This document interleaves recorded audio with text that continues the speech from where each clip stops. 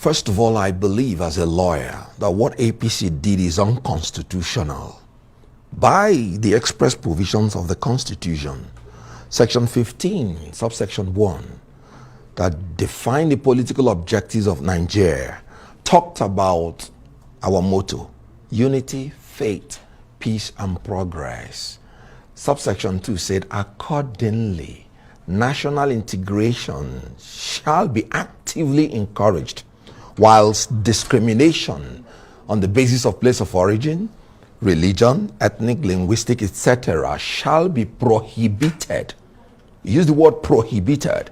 Then if you descend to 3D subsection, he said the state shall have a duty in pursuance to the pursuit of national integration, shall encourage the forming of associations that cut across ethnic, linguistic, and religious barriers. The concept of the presidency implies an association between the president and the vice. Section 142 made it clear that the president, before he is duly nominated, shall find an associate who shall be his vice president.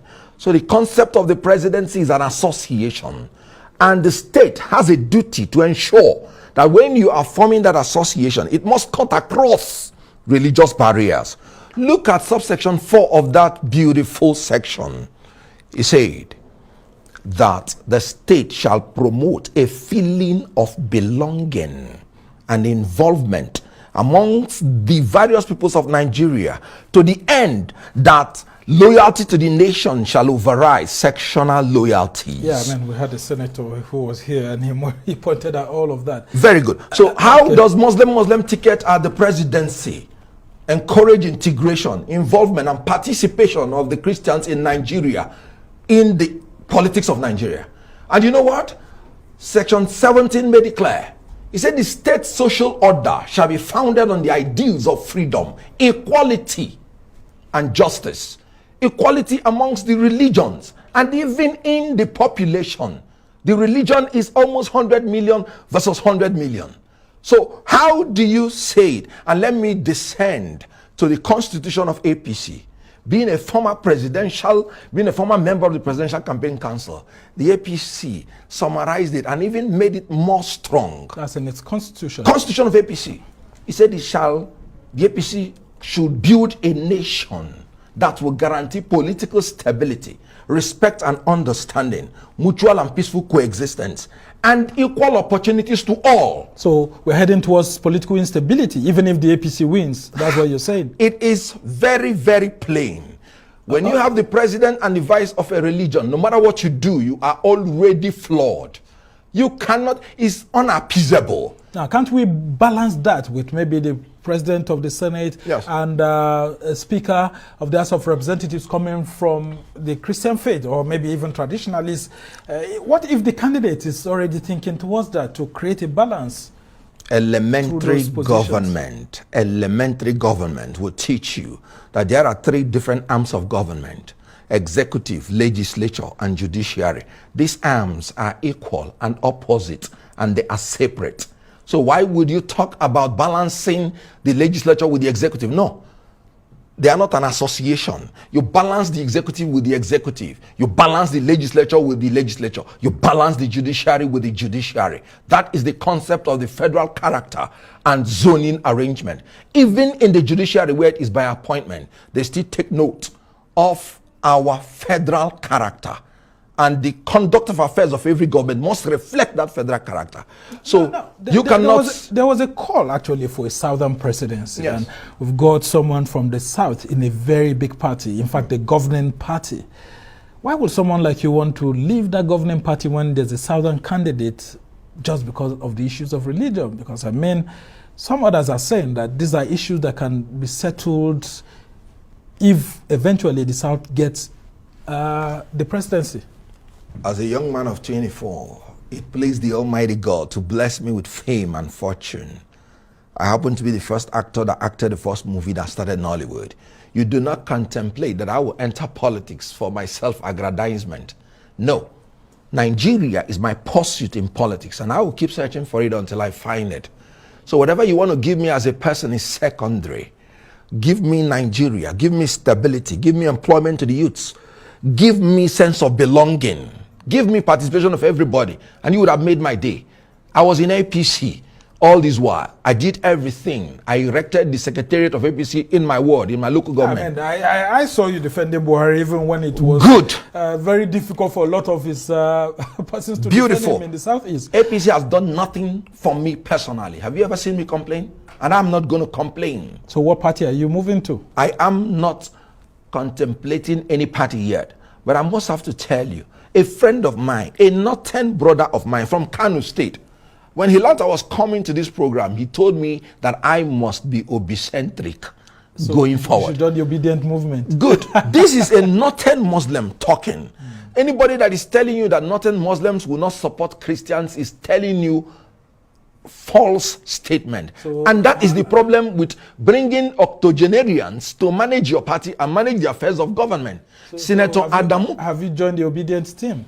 I am obicentric. But I have not joined any party because that is the ticket that has actually provided for me that stability, that youthful energy that we need to change the system of Nigeria but at this time. In APC and PDP says it's just an internet sensation. I mean, social media buzz.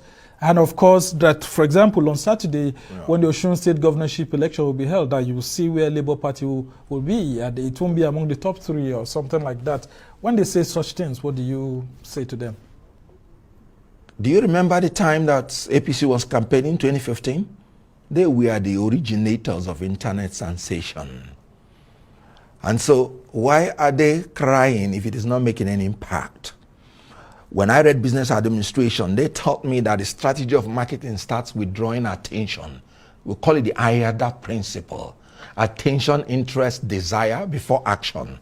So stimulating attention of the people is the first thing you have to do when you want to market a product. And Obi is doing that well? They are doing it effectively well. And that is why those people are rattled. Okay, as we try to round off this conversation, we've seen a lot of actors like you pitching their tent with this same presidential candidate that you're running away from. I mean, so if you're going away, some of your colleagues are going to Tinubu and all of that. What do you make of such moves? They are making the moves as actors, simpliciter, that are entitled to the appearance fee. So they're acting movies. You can say that again. So there's an element of deception there. I wouldn't say that with you. But they have the right to go in as actors and ask for the appearance fee. I am going in as a politician that understands the rudiments and implications of the decisions I'm making today for my future and the future of my children. Yet unborn. Tinubu had got a bishop or a pastor like Buhari did and all of that. Do you think that the Southeast would have voted for him? Other parts of the country would have voted, because I mean we saw Buhari and Oshibanjo, and yet the Southeast, a lot of politicians there were trying to run away from that. A lot of persons were still tied to PDP and all of that. Do you think by doing that, that can resolve any issues for Tinubu? Now, PDP has been the greatest fraud on Southeast, and that was one of the reasons why I left the party. I told my people PDP was going to ruin them politically, and PDP has done just that.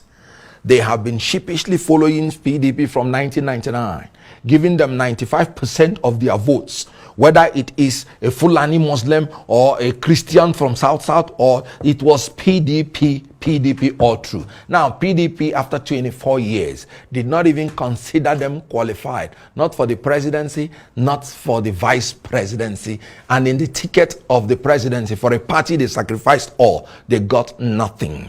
So PDP... Ifeanyi Okonkwo are not Igbo enough for you. Ifeanyi Okonkwo is not from Southeast. When you talk about geopolitical zoning, you are talking about geographical expressions. You're not talking about... He's a full Igbo. It's just that he finds himself in Delta State. Good. Which happens to be in the South. Good. Very quickly before we end. Then it will be very, it wouldn't be, it would accord to justice for him to take things that will come from South in the name of Igbo, and then come back to take things that will come to Southeast in the name of Igbo. There are Yorubas in North Central, in Kwara State. Would you want them to take the position that is meant for Southwest? So Okonkwo is Igbo. I have no doubt about that. I love him and respect him for that. When it comes to geopolitical balancing, he is South. and he has to allow what has to do with Southeast. That if Tinubu had made Yes. a pope or a bishop or pastor, Yes. his advice, would the Southeast have voted for him quickly? Now, just before when you want a region or a geopolitical zone to vote for you, what do you have for them? Okay. That is politics. It's about the interest of my people. Our people that have been ruling us have been very, very, very extravagant in their failure, just as the Senator Adamu has been publicly proclaiming his proclivity to primordial sentiment. Now, my people must learn to negotiate their interest in order to give their votes. All right, we must thank you so much. Kenneth Okonkwo is a former member of the APC Presidential Campaign Council, an actor, lawyer, businessman, and all of that. We must thank you so much, especially for your passion for Nigeria. And that's how it's been for this edition of the Arise interview. Do join us again tomorrow from me and the entire team here in Abuja. Goodbye and thank you for watching. I'm Somna Sambo.